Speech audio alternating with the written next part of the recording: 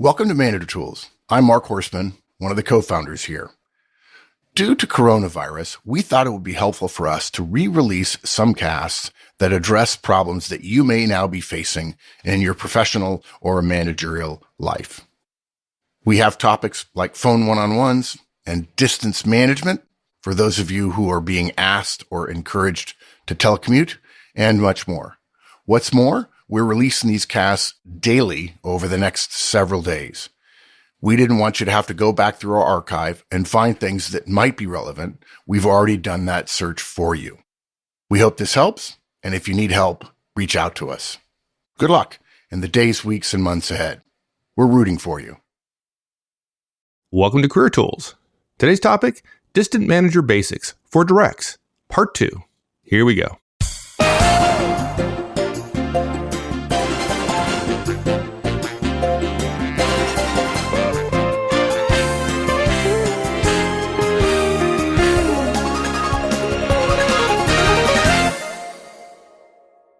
Okay, now, our next point. It's amazing to me how few people do this. If you're co-located with your boss and your boss wants to see what you're working on, she can just say, hey, show me that the draft of that proposal you're working on. And literally, you just reach down to your desk and you just hand the document to her. But if you're remote, that opportunity doesn't exist. And so the way to do that is make those documents available. Take an extra step, get some shared space out there. There's a lot of technology.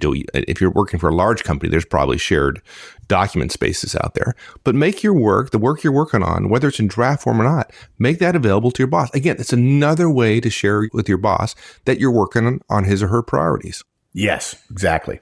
Folks, whether it's asked for or not, you got to make your work, product, documents available to your boss. Look, we're just making it easy here. We recommend that bosses with remote directs ask for their work to be available on a shared drive or some other method of sharing it, right? And look, folks, it isn't about the boss's ability to check up on what you're doing. It's about the boss's ability to see what the direct is doing. It's a subtle difference. It's hard to make that distinction. Some people might feel it's a distinction without a difference. It's a bit like, is the glass half empty or half full?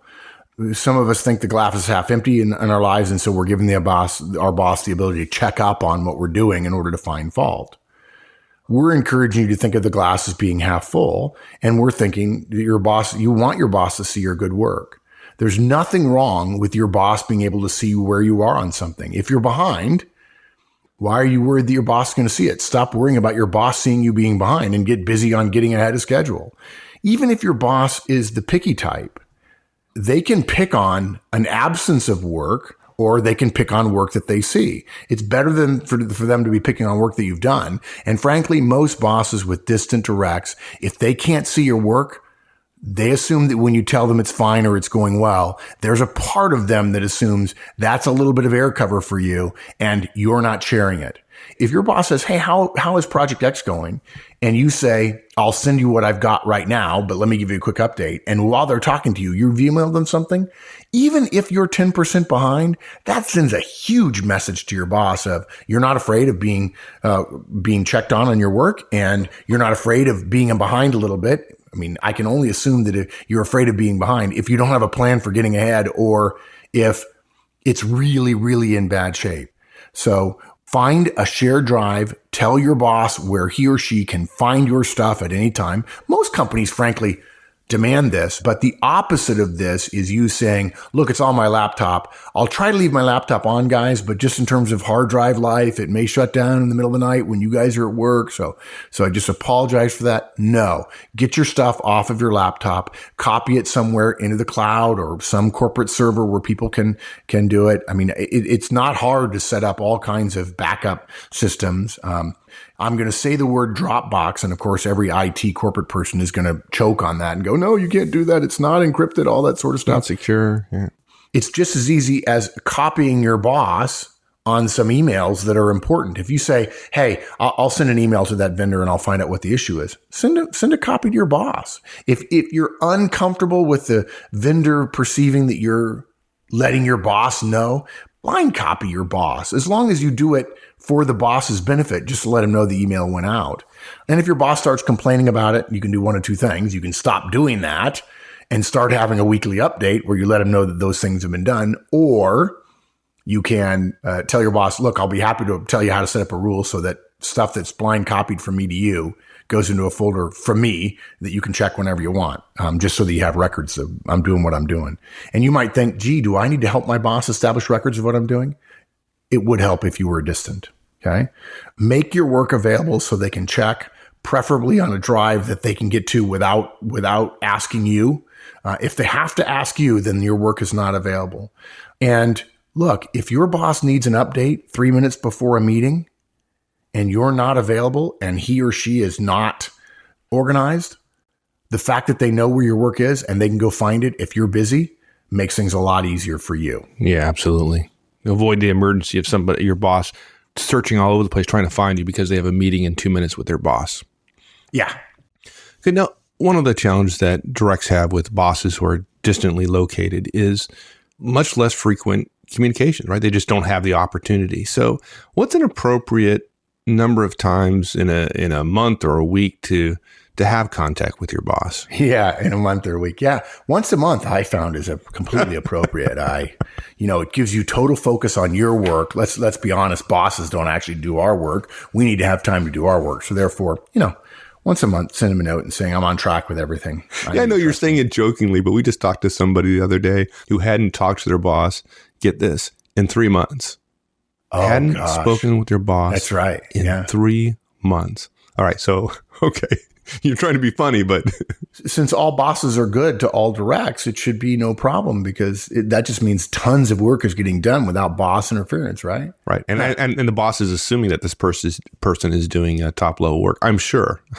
Yeah, exactly. And they'll be reflected in their evaluation. Yeah. Sure. The way this, to bring this home to people, imagine your boss is walking down the corridor at headquarters and he runs into his boss and she says to him, hey, how is Joe doing on that project? And your boss replies, I don't know. I haven't heard from him in a week. Good. That's good. Look, folks, we could ask you the question, do you think that leaves a good impression? Or we can make we could just be blunt and say, if you think that makes a good impression because you feel like you're not somebody who needs to be managed, I can promise you there's not an executive in the world who doesn't think you just got stabbed in the back. They don't even intend to stab you in the back, but the senior executive, she goes, what the hell? Yeah, that's a great thing about bosses, right? They don't have to try to stab you in the back to stab you in the back. Yeah, it's probably the wrong phrase, but basically, if you're not feeling like your back is hurting a little bit, then you're not politically aware. Now, look, you don't actually have to speak to your boss, but you do need to make contact at least once a day about the things that your boss cares about, what she cares about. Okay, right, so this is the first time you said it. Once a day, right? Once a day, whether it's a voicemail, an email, an IM, once a day. Okay. Now look, sending in your expense sheet counts, but probably only just barely because unless your boss is somebody who's always on you about expense accounting, then that's probably not something she cares about too much. If you get her off HR's bad list, okay, great.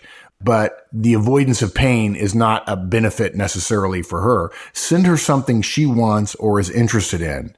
That will be an update on your work or in projects that are related to what she wants you to be working on, assuming that maybe you're in a matrix organization, right? And if that's the case and you're distance from somebody, a daily communication of some sort. It might, in fact, be a question asking for guidance on something that is a high priority issue for her. That would be okay.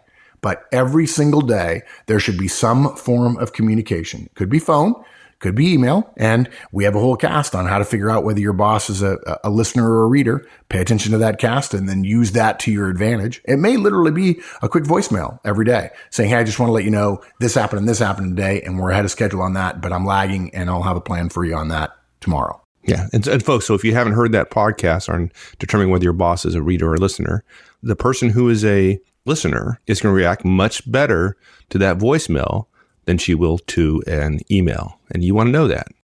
Yeah. And if you're going to send a voicemail to your boss and you're naturally a reader, which would mean that you would normally send an email, and an email could be long and have bullet points and so on, but your boss is a listener.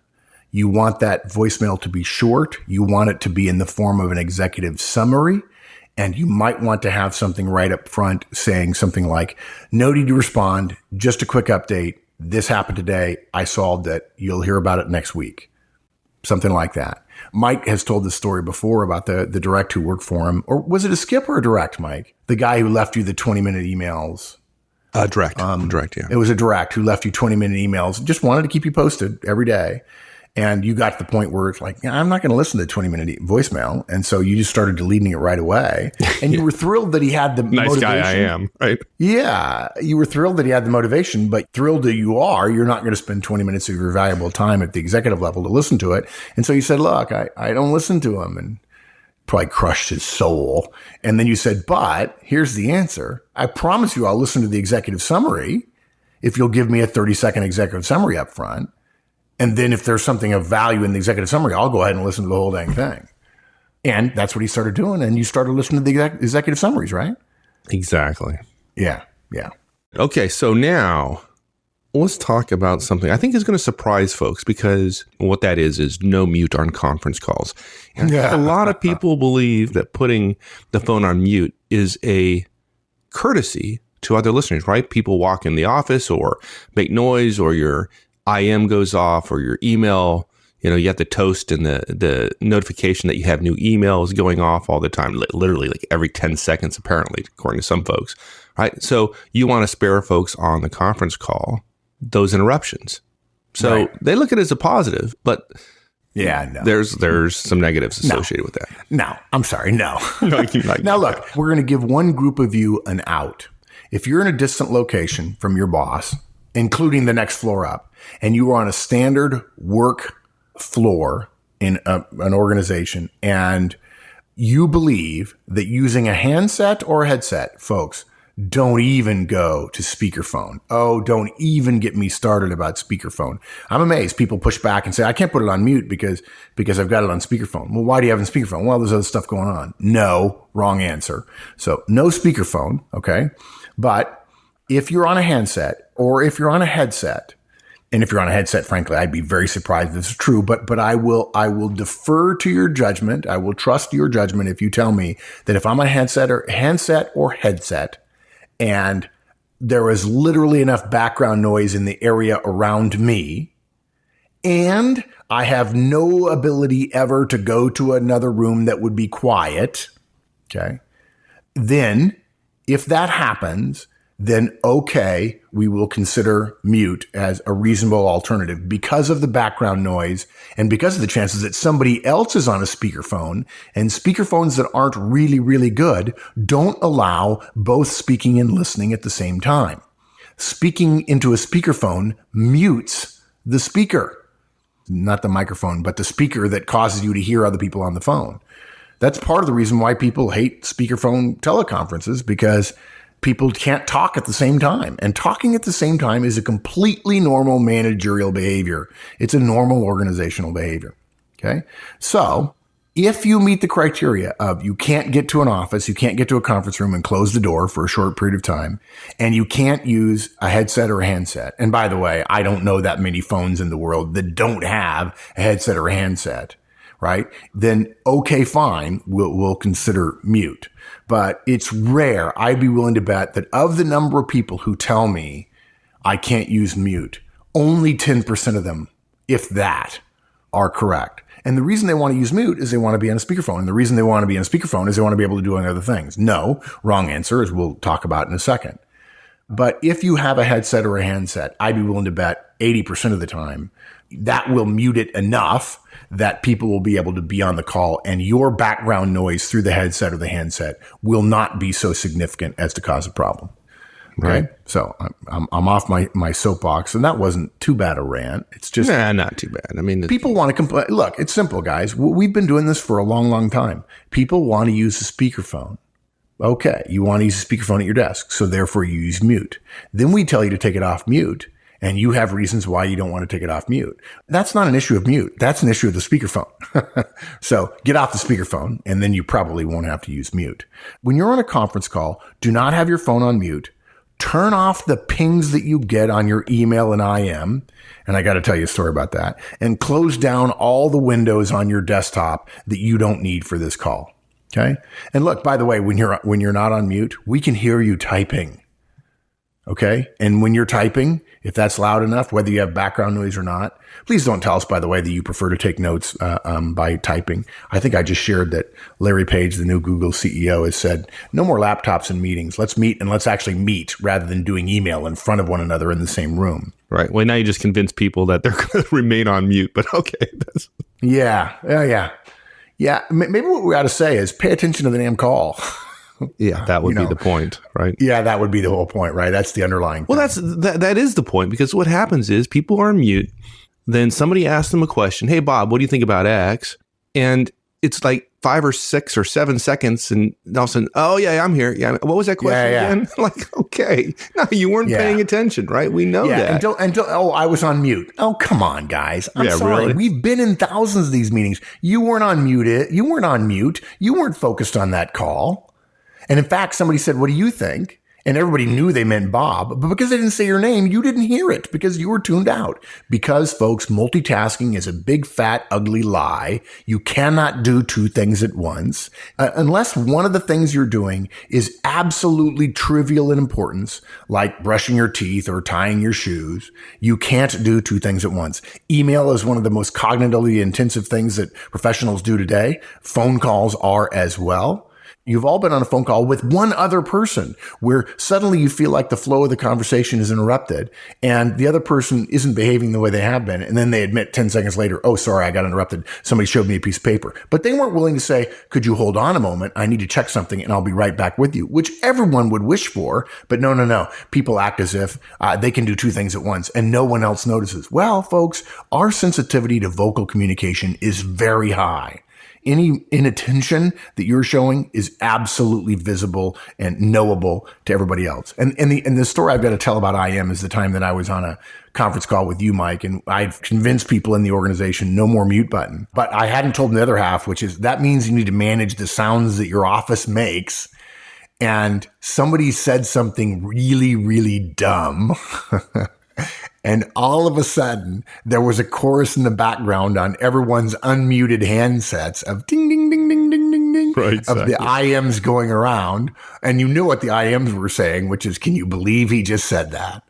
So look, the fact is, folks, if you're on a conference call and you're not muted, you can't be doing IM unless you mute it on your computer. And even then, probably your typing is going to show. Now, yeah, I know, folks, you're thumb typing on your PDA, on your smartphone, on your iPhone, on your BlackBerry, on your Android, whatever.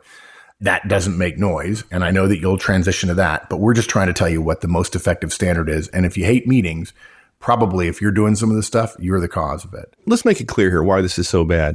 If you're located remotely from your boss, there's just so many cues she has in terms of evaluating your performance and whether you're engaged or not and whether you're doing the things that you should be doing. We talked about calendars and contact, having at least some communication every day with them. And your meeting behavior is one of those things, right? And whether they think about it consciously or not, they are making judgments every single time they participate with you on a call. And if you're slow to answer or you seem in any way, shape, or form disengaged, they're going to remember that. And they're going to make conclusions about how well you're performing based on that. So given that you have so few opportunities compared to somebody who's there locally, right? You have so few opportunities to make an impression. Meeting behavior is important. Take the opportunity to send a message of professionalism and engagement, right? Yeah. It's easier for you to concentrate and for you to be properly part of the call if you don't have distracting information in front of you. Okay. And it's true of any call, right? Minimize the distractions in order that you can be properly part of the call. If you're not on a webcam, I've recommended this to thousands of people, probably tens of thousands now. Close your eyes. If you're not on a webcam, close your eyes, close that screen down in front of you and try to picture the office that everybody else is in and be thinking about who's saying what. I'm actually able on a big sheet of paper to take notes even when my eyes are closed. Because if I open my eyes, because 70% of the data that comes into our brains every day comes through visual information. If I open my eyes, I'm surrounded by partially written casts and emails and everything else. I've gotten in the habit. For a long time, it wasn't this way, but I've since gotten in the habit when I'm recording here at my desk, as I am today, lucky me to be home, I have got to black out to put my screen on screensaver. Otherwise, there's stuff in front of me and it distracts me. It's like the movie Up. Squirrel. Yeah, exactly. And that'll allow you to listen properly, and you'll be perceived as present. And that will give you as many opportunities, or it will give you as much opportunity as you can to be perceived as involved, as engaged. And if you're distant and you're not engaged, that's bad. Exactly. Okay, so our next point, I'm confused a little bit. The point is give frequent updates. Well, I mean, if I made my work available on some shared drive somewhere, right? Let's say we have some web-based system where I put my updates in, right? And my boss can see whether I'm clocked in or not. They can see my calendar. And say I have IM as well, although we're mixed feelings about IM. But in any case, I'm available on IM. Isn't that enough? I mean, really? No, how much information do I need? We wish it was. And it took me a couple of years working with distant offices, particularly in matrix organizations, technical organizations, to see this. Between all the stuff that you're doing, it might be hard for your boss to miss that you're doing everything. But let me just say it again. Your work being available, your updates being on a web-based system, you clocking in and out, registering on the system, your IM being on is not enough. It's not enough to passively provide the information and assume your boss is going to see it. If you rely on him looking at the systems and making the right assumptions about the quality and standards of your work, you're missing something. He's not. She's not. You need to make the effort. You need to initiate the communication. Working remotely, whether you work from home or in another office, is harder in terms of this part of your work. Even if you're just across campus, anyone who doesn't sit in direct proximity to their boss, who wants the kind of career progression we want you to have, has to work harder at making sure their boss knows about the quality and quantity of their work. A weekly update mail. Here's what I worked on. Here are my issues, and so on. That, in addition to your weekly update report, is absolutely encouraged. When you are co-located with your boss, getting time to sit down and talk about things and being proactive and asking questions, all of these things are good, and you will be much better off than most people, but you've got to be willing to give frequent updates about things. And this really goes closely with accomplishing tasks by deadlines, point 7. If something has been done, but it's not been specifically communicated to your boss, it doesn't mean your boss knows. In fact, you should assume your boss doesn't know. Now, we're not suggesting you send 50 emails for 50 different small tasks that you got done. But on the other hand, a daily mail saying, hey, I had 6 deliverables today. I met all 6 of them. Here's where we are. Here's what I'm thinking about for the rest of the week. That's the kind of thing that is proactive rather than just saying, I know my boss is checking the web-based system and I'm on track on everything. Okay. And in fact, if there are 10 people working for the boss doesn't ever read the deliverables based on who owns them. In fact, most web-based systems, the boss is going to look at the overall project status and not drill down, even if it's available, and it not always is, which tasks are assigned to whom. Some web-based tracking systems don't have that. If it does, that doesn't mean your boss is going to click on it. And if there's a whole lot of green on there and 5 reds and your boss never clicks, or let's say there's a whole lot of red and only 5 greens. But if your boss were to click, he would discover that you're the one responsible for the 5 greens and everybody else is responsible for the reds. You can assume that he should. You could wish that he should. You hope that he should. You think he should, and he won't.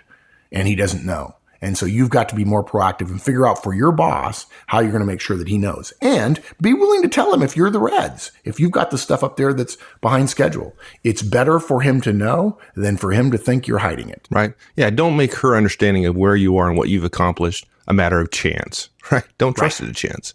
Make sure she knows. Good. Okay. So let's talk about our next one.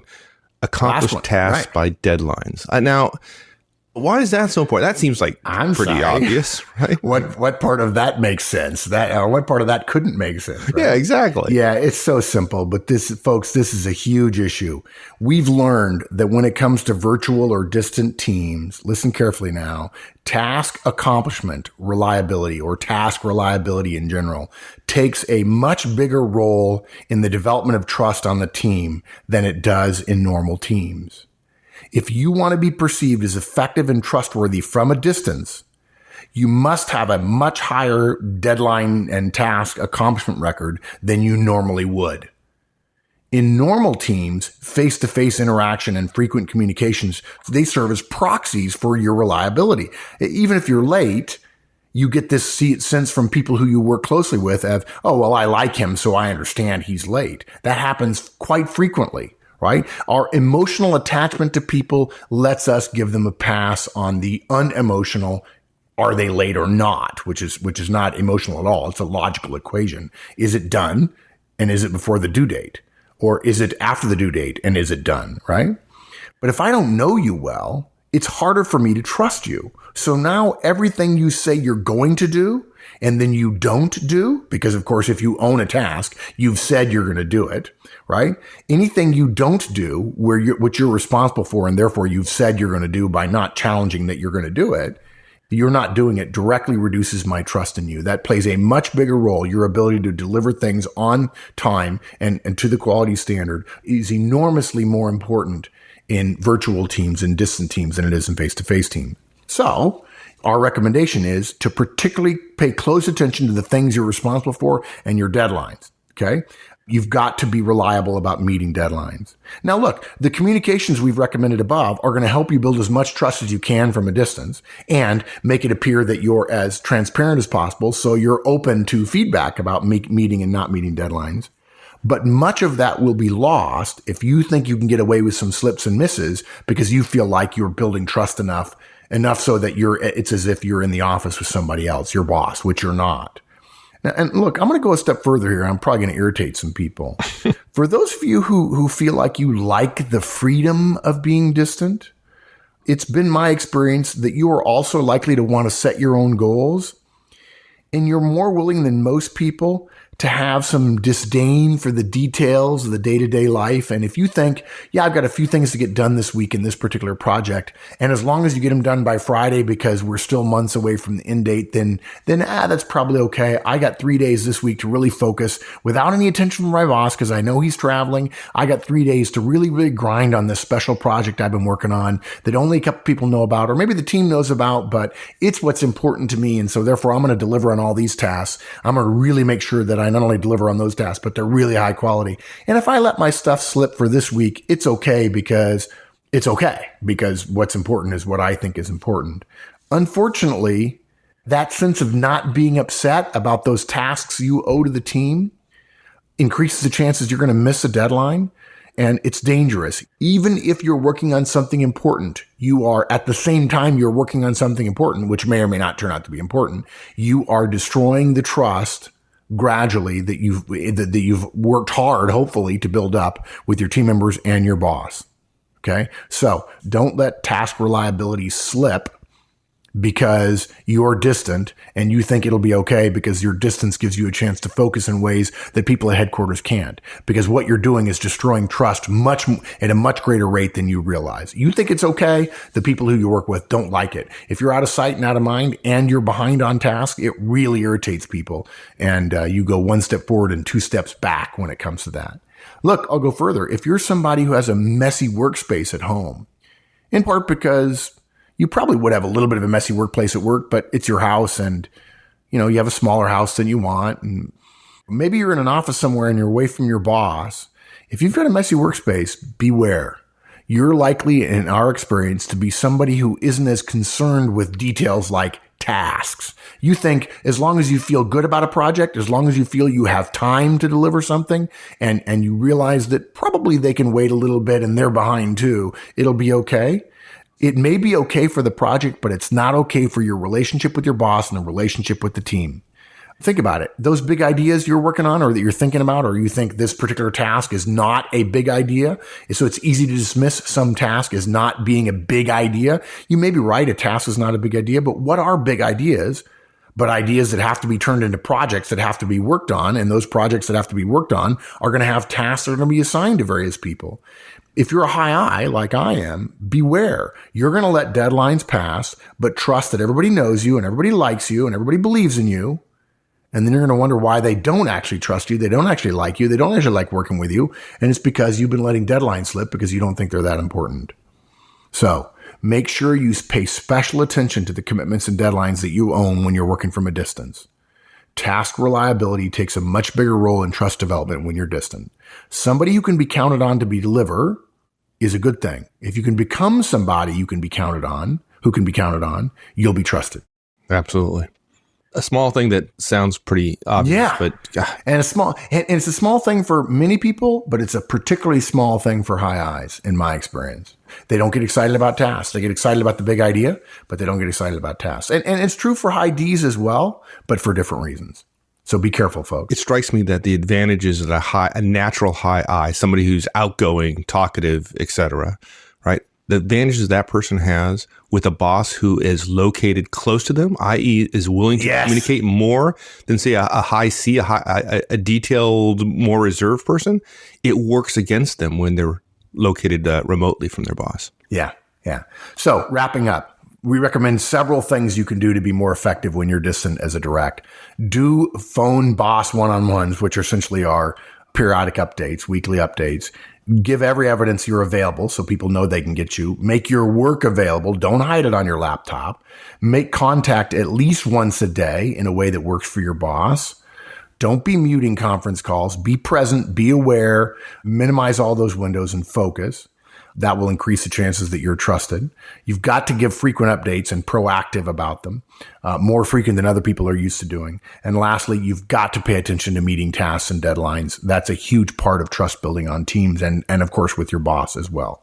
Folks, look, careers don't just happen. If you want the kind of career that the people you admire have, it's hard work. Okay. Part of that is making sure your boss knows how good you are. And when your boss is distant, it's harder for you than it is for other people. It's not fair, but it is human. And we've got to take those things in consideration. And these steps we've recommended today are the kind of things that will get you on the right path. Excellent. All right, my friend. Thanks. Thanks, partner. All right, we'll see you. Thanks, everyone. That's it for this topic. We'll have a new one next week. In the meantime, have a great one.